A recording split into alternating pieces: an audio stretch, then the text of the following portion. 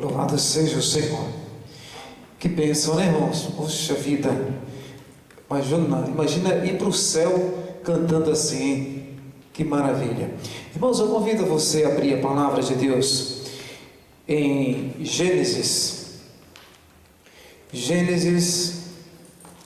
32. Gênesis capítulo 32.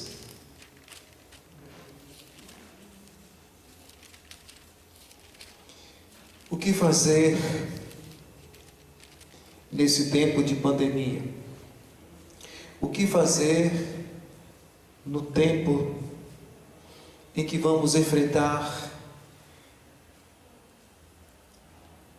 grandes problemas? Jacó, nesse capítulo 32, ele está voltando para casa, mas ele volta para casa muito preocupado, muito, porque ele tinha alguns acertos, e esses acertos eram muito sérios, e ali o coração dele estava com muito medo. Se você já teve medo na vida, esta mensagem é para você. Se você está com medo, esta mensagem é para você.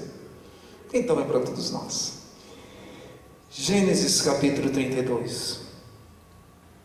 Palavra de Deus é maravilhosa. Peço que você que está em casa acesse as Escrituras Sagradas. Que se você diz assim, olha, um pregador muito fraquinho, glória a Deus. Você já leu a Bíblia, já leu a Escritura?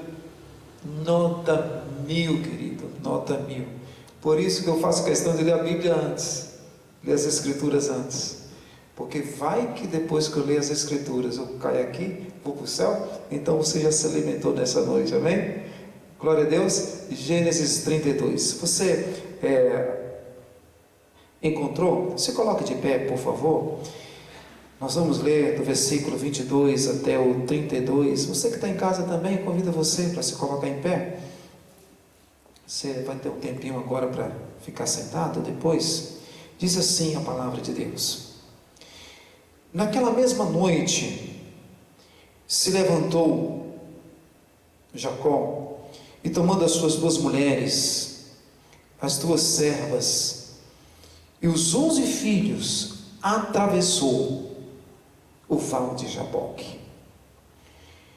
Tomou e fez com que atravessasse o ribeiro e fez passar tudo o que tinha. Porém Jacó ficou sozinho, e um homem pôs-se a lutar com ele até o romper do dia, e quando viu que não prevalecia contra ele, tomou a junta da coxa de Jacó, e esta se deslocou enquanto lutava contra ele. E disse o homem: deixa-lhe ir, porque já vem rompendo o dia. Porém Jacó respondeu: não te deixarei, se não me abençoares. E ele respondeu: qual é o teu nome? E ele disse: Jacó. Então disse: não te chamarás mais Jacó, mas Israel, porque lutaste com Deus e com os homens, prevaleceste. Perguntou-lhe Jacó: peço-te que me diga qual o teu nome. E o homem respondeu: porque perguntas o meu nome? E ali abençoou.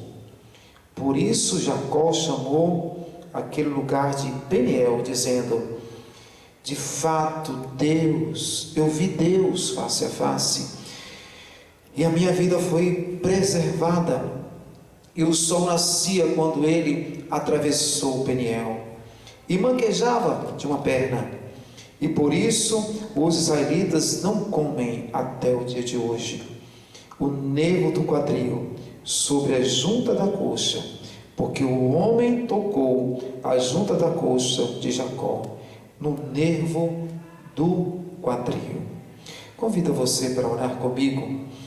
Senhor,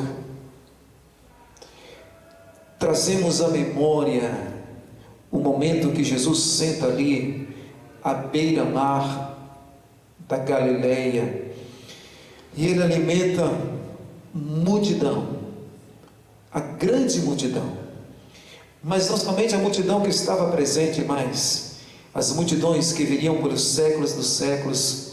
O pão da vida ele repartiria, Senhor. E nós agradecemos nessa noite porque o Senhor reparte conosco esta palavra rica e maravilhosa. Obrigado, Senhor, porque aonde chegar a tua palavra, também serão alimentados através, ó Deus, da internet, através do culto em casa que está acontecendo agora. Cremos, ó Deus, no poder maravilhoso do Espírito Santo e da sua palavra nessa noite, em nome de Jesus. Amém. Obrigado, queridos, por poder sentar. Como enfrentar a pandemia, essa pandemia? Como enfrentar as dificuldades da vida? Sempre foi necessário uma experiência pessoal com Deus, mas hoje, mais do que nunca, nós precisamos dessa experiência. Há muita escassez dos verdadeiros discípulos de Cristo, pessoas que têm tido verdadeiros encontros pessoais da salvação com Cristo. Muitos têm confundido salvação, encontro com Cristo, com igreja. Não é igreja. Muitos têm confundido encontro com Cristo com denominação. Às vezes a gente fala de salvação e a pessoa fala: eu sou da igreja XYZ. Não confunda, não é denominação. Alguns confundem salvação com religião. Diz assim: olha, eu nasci, tenho 40 anos de batizado, sou religioso. Não. Religião não tem nada a ver. O encontro pessoal com Deus, ela pode levar a pessoa à igreja. O encontro pessoal com Deus leva a pessoa a ser uma pessoa que tem uma denominação, mas não é a essência. A essência é a experiência com Deus. A experiência com Deus vem em primeiro lugar, ela é individual, ela é uma peculiaridade, ou seja, é uma individualidade. Como o irmão Marcos falou hoje de manhã, a pessoa diz assim: nossa, o meu pai é uma pessoa muito consagrada. A salvação dele, a vida dele, ela não passa para o outro. A experiência com Deus é uma experiência individualizada, é uma experiência peculiar. E esta experiência que nos leva a enfrentar as grandes provas da vida. E Jacó iria enfrentar uma grande prova. Esaú, ele tinha roubado a primogenitura, ele tinha mentido, ele tinha usurpado, ele tinha enganado o irmão, e o irmão, ele ia encontrar com o irmão. Ele tinha uma longa tarefa pela frente. E aí nós aprendemos algumas lições nesse episódio. Jacó está voltando com 11 filhos, com 2 mulheres, e ali ele chega no Val de Jaboque. E ali ele diz: agora é o momento, eu com Deus. E ali ele deixa os 11 filhos, as mulheres, e atravessa sozinho. Ele atravessa sozinho o Val de Jaboque. E ali ele estava sozinho, mas o sozinho com Deus. Um sozinho acompanhado com Deus. A diferença entre solidão e solitude. Solidão, a pessoa pode estar sozinho no meio da multidão.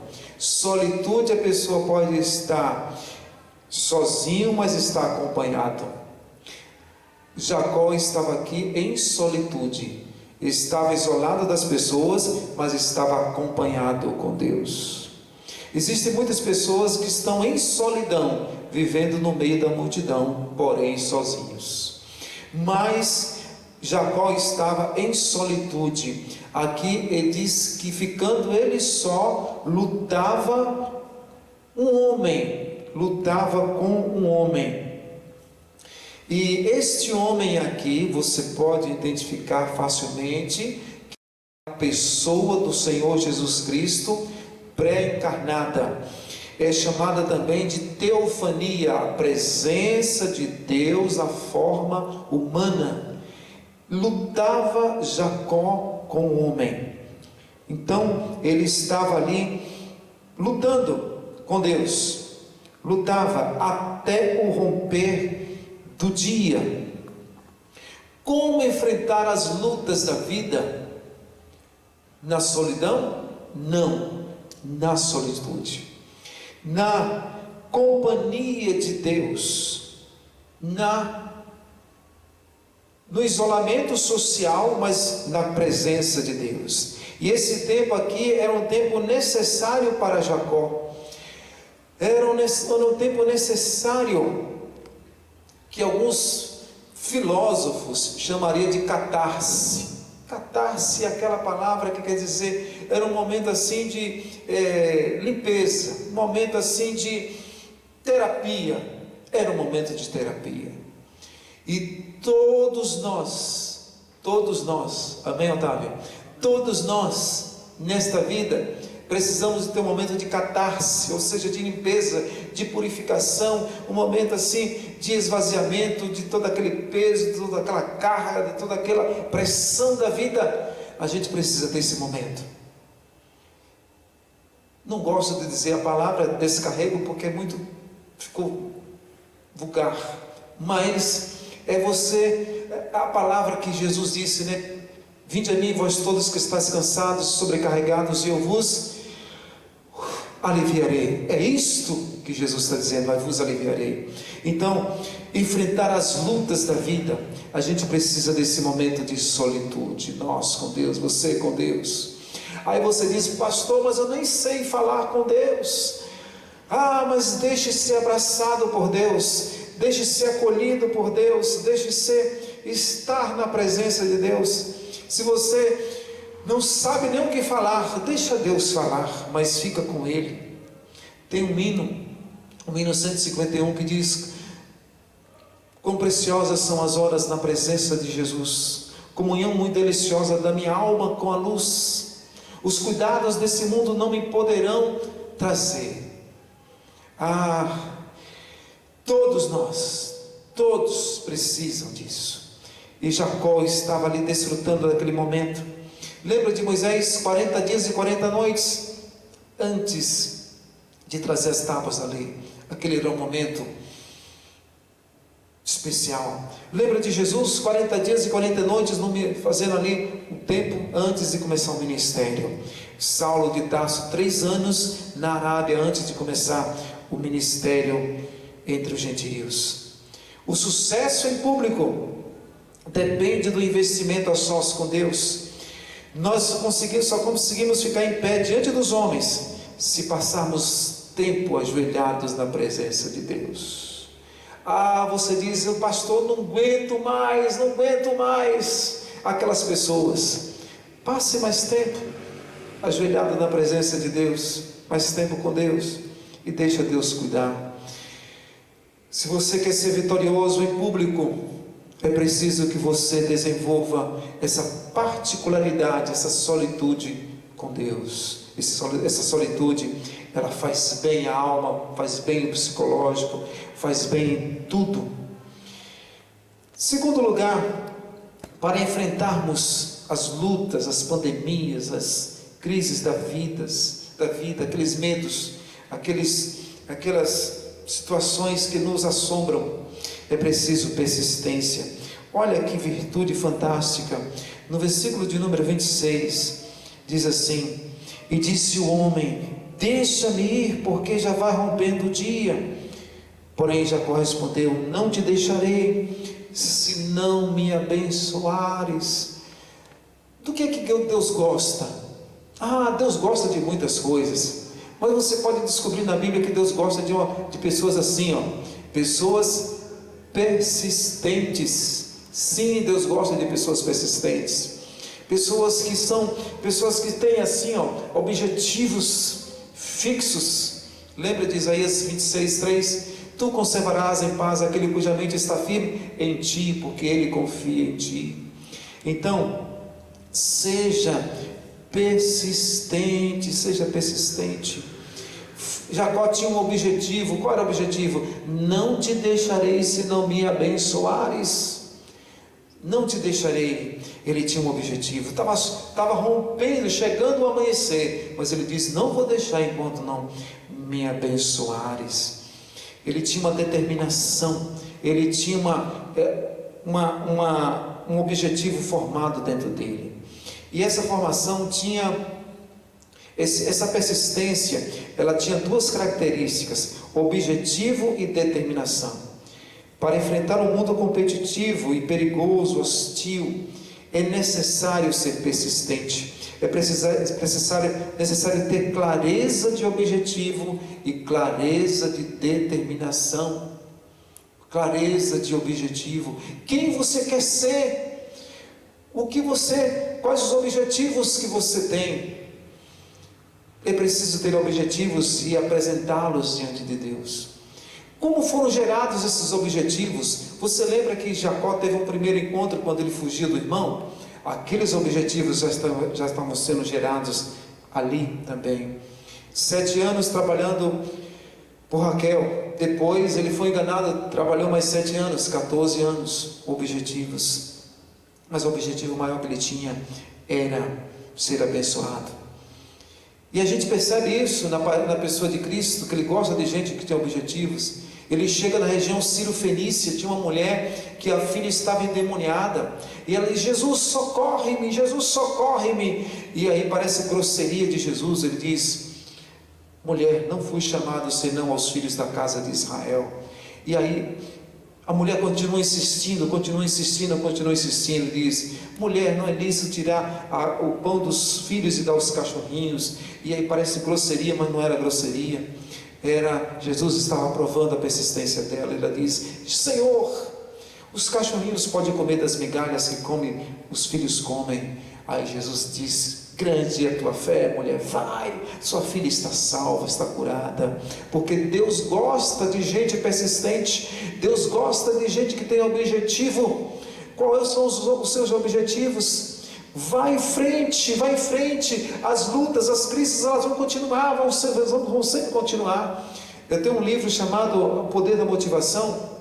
O autor disse assim: olha, a cada 5 anos existem grandes crises na vida da pessoa, a cada 5 anos estoura crises enormes. Então você não pode parar por causa de pandemia, de crise ou coisas mais. Você tem que ser uma pessoa de objetivos. Aí você diz: pastor, mas eu não tenho, não sei. Ô querido, se você não aceitou Jesus ainda, aceita Cristo, que o maior objetivo da vida é ter Cristo como o único e suficiente Salvador. Esse é o maior objetivo da vida. Agora você diz assim: olha, eu sou crente, já tenho o Espírito Santo na minha vida. Ô meu querido, você tem o poder maravilhoso de todos que existe, o Espírito Santo. O Espírito Santo, ele capacita a nossa vida, a sua vida, de ideias, de sonhos, de objetivos maravilhosos. Por exemplo, nesse momento que a palavra está sendo pregada aqui, o Espírito Santo está trabalhando na vida de cada um aqui, na sua vida, está assim, produzindo ideias, sonhos, visões. O Espírito Santo está fazendo isso na sua vida. Então os objetivos nascem à medida que você deixa o Espírito Santo agir na sua vida, e a palavra de Deus vai agindo poderosamente. Olha, eu tenho sonhos que eu precisava viver 1000 anos. Eu queria ter 3, 4, 5 vidas para poder dar prática aos sonhos que Deus me dá. E sonhos tudo das escrituras sagradas. Tem dias que eu não consigo me conter. Eu disse: meu Deus, tantas coisas maravilhosas. Mas o que mais me dói é que às vezes a gente não consegue fazer, porque a gente precisa de muitas pessoas. Mas, querido, seja persistente. Nesse tempo de pandemia, não desista. Perder o emprego, Deus vai dar um maior. Eu estou doente, Deus vai curar. Seja persistente. Senhor, não te deixarei se não me abençoares. Seja persistente. Pastor, mas eu já orei 1 ano. Ora 2 anos. Já orei 2 anos. Ora 3. Seja persistente. Como você consegue descobrir o que é persistência? Se Deus está presente, se tem embasamento bíblico, se tem potencial, se tem conselheiros sábios, se tem sinais positivos. Qual a diferença de persistência e teimosia? Teimoso é aquele que fica insistindo no improdutivo. Isso é teimosia. Persistência é quando você percebe que Deus está agindo. Persistência é quando você vê potencial. Persistência é quando você tem conselhos sábios. Você diz, estou dentro. Seja persistente. Terceiro, no tempo da luta, da dor, olha o que nós precisamos: transformação. Versículo de número 28 diz assim, ó: então disse o homem, no caso o Senhor Jesus, Deus, Jesus pré-encarnado, o Senhor Deus, ele diz: não te chamarás mais Jacó, mas Israel, porque lutaste com Deus e com os homens, prevaleceste. Transformações. Nesse tempo de lutas, Deus está operando em nós transformações. As transformações ocorrem na vida de Jacó, inclusive mudando o nome, mudanças físicas. Ele também sai ali transformado, ele sai mancando. Existe ali também uma transformação, algumas transformações do nome, também a transformação que ele sai mancando e também ele é abençoado. Duas lições importantes que a gente aprende aqui: que a experiência que Jacó estava tendo aqui não era uma experiência lúdica, não era uma experiência assim, um êxtase, não era uma coisa assim mística, era uma experiência real. Andar com Deus é uma experiência real. Andar com Deus é uma experiência inteligente. Andar com Deus é uma experiência que você entende. Andar com Deus é uma experiência que você entende. Por que nosso culto é um culto cantado, nós cantamos na mesma língua? Porque nós cremos que o culto a Deus é um culto racional e inteligente. Vemos então que a experiência era uma experiência verdadeira, não era uma experiência mística no sentido esotérico, mas era uma experiência real.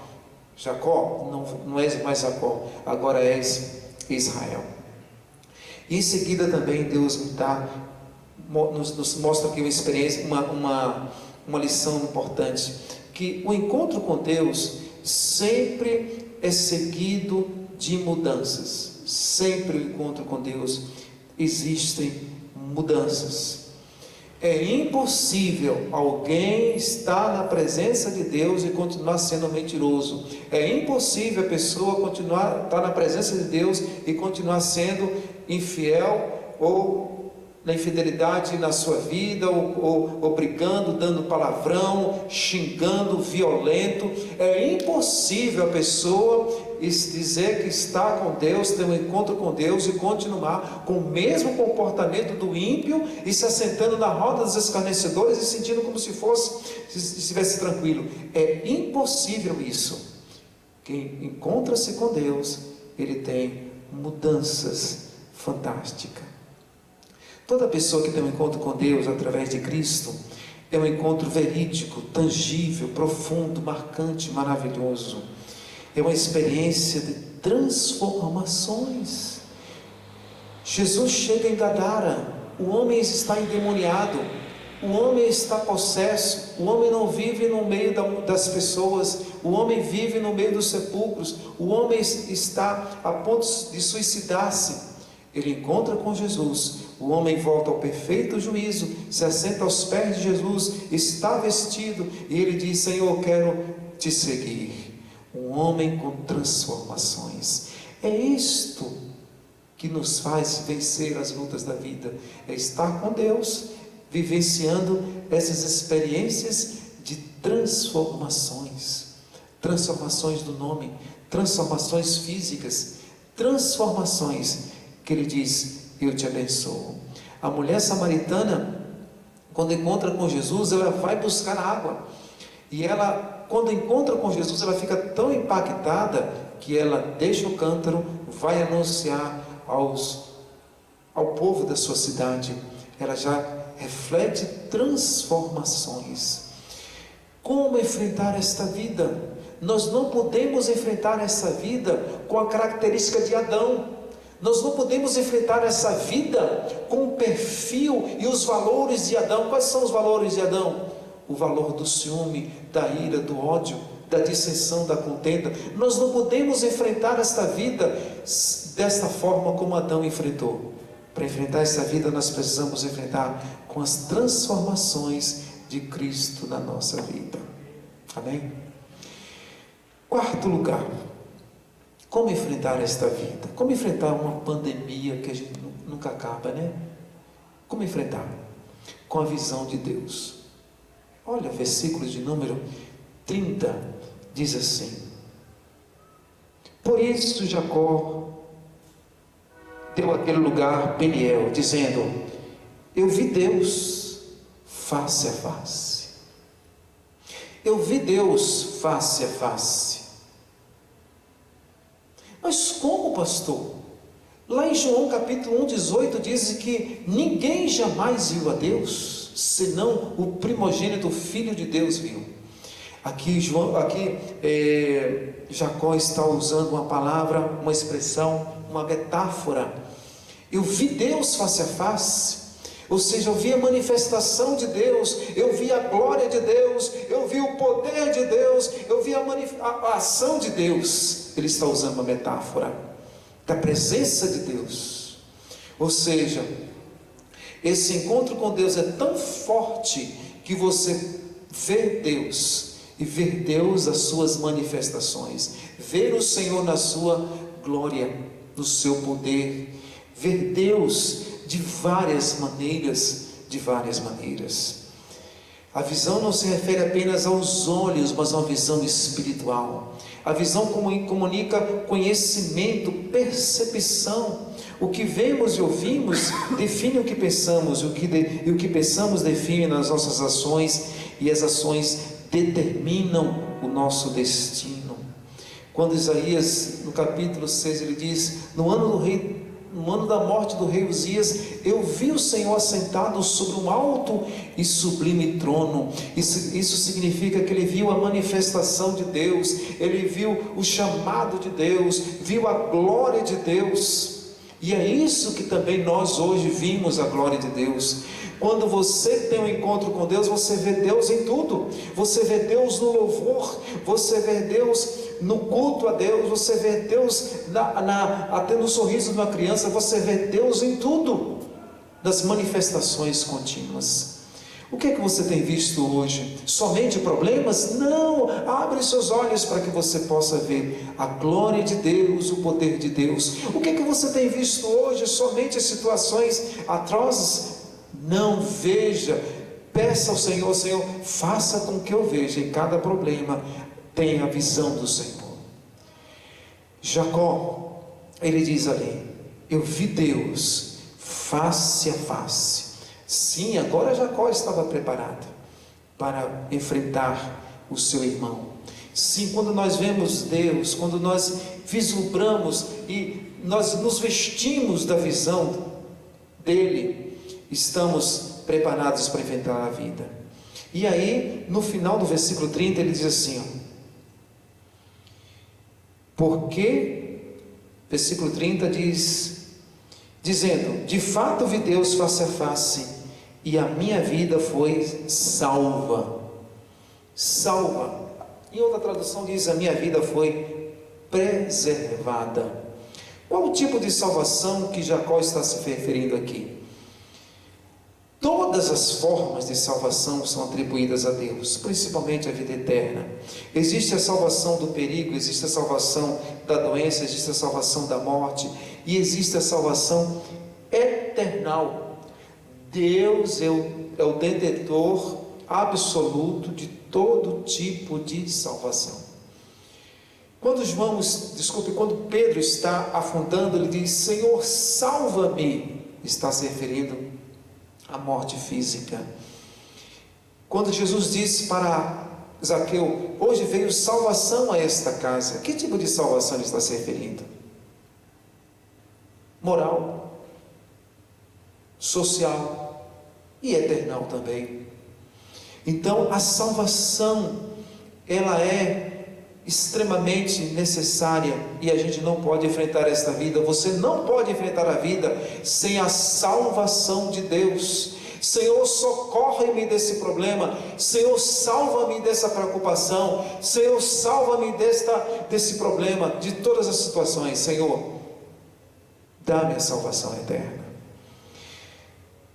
Como enfrentar a vida? É preciso enfrentar com a salvação de Deus. Jacó, ele chega à conclusão: vi Deus face a face e a minha vida foi salva. Em Cristo, todos os tipos de salvação estão relacionados, inclusive a vida eterna. Jesus disse: eu vim buscar e salvar o que se havia perdido. A salvação. Em Efésios 2 diz: e nós que estávamos mortos em delitos e pecados, Ele vos deu vida estando vós mortos. Salvação. É preciso que você entregue a vida a Cristo. Pede ao Senhor: Senhor, salva-me da morte eterna, salva-me da condenação eterna, salva-me dos pecados que me levam para o inferno, salva-me. A vida, ela é perigosa, a vida é difícil, e Deus pode salvar aqui das situações da vida, mas o perigo pior é o perigo da morte eterna, é morrer sem ter Cristo, é morrer, enfrentar a morte, enfrentar o inferno, a condenação, o juízo, sem a salvação de Deus. Por isso, eu rogo, eu peço a você que clame ao Senhor, busque a presença dEle, enquanto a vida, não apenas da salvação, da vida, dos momentos que ocorrem na vida. Em último, como enfrentar as lutas da vida? Uma pandemia como esta. É preciso que a gente deixe um legado.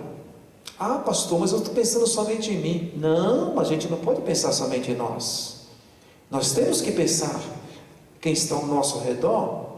Nós temos que pensar no legado que vamos deixar para alguém, para quem está perto de nós, para os filhos, para as crianças, para os jovens e adolescentes.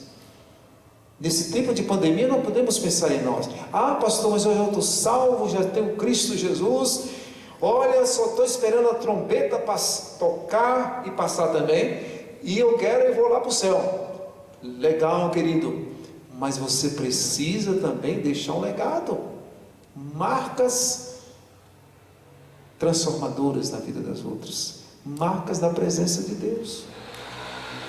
E olha, Jacó, o que acontece aqui, no versículo de número 32, por isso os israelitas não comem até o dia de hoje do nervo do quadril sobre a junta da coxa, porque o homem tocou a junta da coxa de Jacó, do nervo do quadril.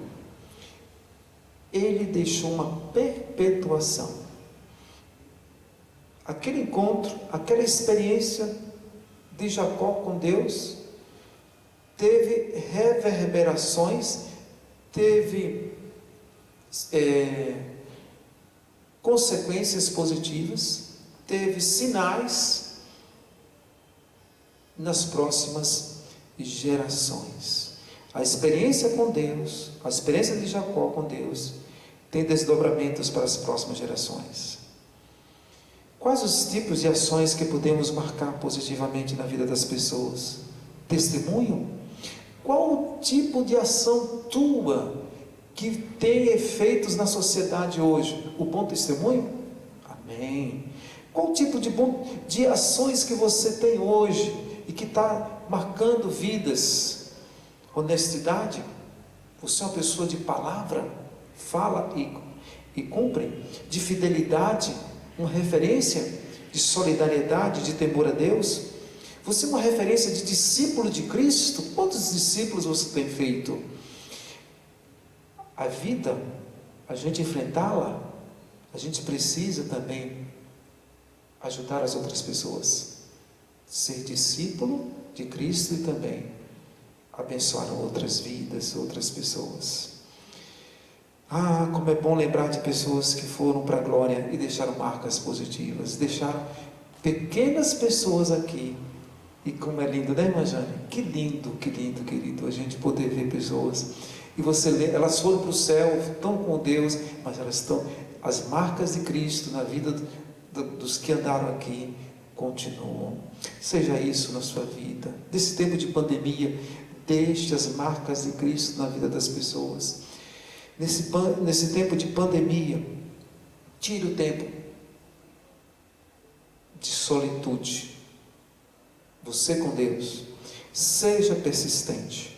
Nesse tempo, seja uma pessoa que tenha grandes objetivos. Também nesse tempo de pandemia, seja uma pessoa que tenha a visão de Deus, busque a visão de Deus. Nesse tempo de pandemia, e em qualquer tempo, busque a salvação de Deus, a salvação em Cristo Jesus, o nosso Senhor. Eu quero pedir nesse momento, eu quero fazer 2 apelos nesse momento, para nós terminarmos. O primeiro apelo, aos que estão aqui e aos que estão acompanhando pela internet. Você já ouviu falar de Cristo, mas você nunca tomou uma decisão. Eu quero fazer um apelo a você, que aceite Cristo como seu único e suficiente Salvador. Entregue a sua vida a Cristo hoje à noite. Você pode fazer isto como? Fazendo a oração. Eu vou pedir que todos que estão aqui fechem seus olhos e orem comigo. E você que está acompanhando também pela internet, ore comigo. Se você está aceitando a Jesus, põe a mão no seu coração agora e ore comigo dizendo assim: Senhor, eu abro a porta do meu coração e recebo a Cristo como meu único e suficiente Salvador. Deus, eu sempre ouvi falar do Senhor, mas nunca tomei uma decisão. Mas hoje eu quero entregar a minha vida a Cristo e me entrego, porque eu creio que com o Senhor é uma experiência viva, verdadeira. E eu peço que Ele entre em minha vida e faça as transformações que Ele deseja. Em Cristo Jesus. Amém. Você gostou do nosso vídeo? Então se inscreva no nosso canal, Igreja Batista da Esperança em Hortolândia, e ative o nosso sininho, e dê um like, e compartilhe também esse vídeo. Deus abençoe a sua vida.